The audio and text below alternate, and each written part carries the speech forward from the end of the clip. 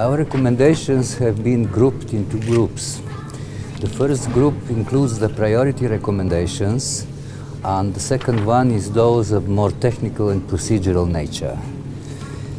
The priority recommendations include some recommendations which don't need to be rushed, while others, it will be useful to look at them and deal with them quickly in view of the presidential election, which according to the Constitution is scheduled for sometime in October.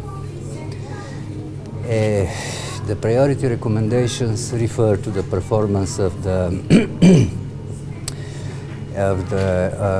Audit Office, the performance of the Georgian Commission for Communications. They refer to the voter registration of military personnel and their voting locations. There's also some need to improve the legal framework for campaign funding.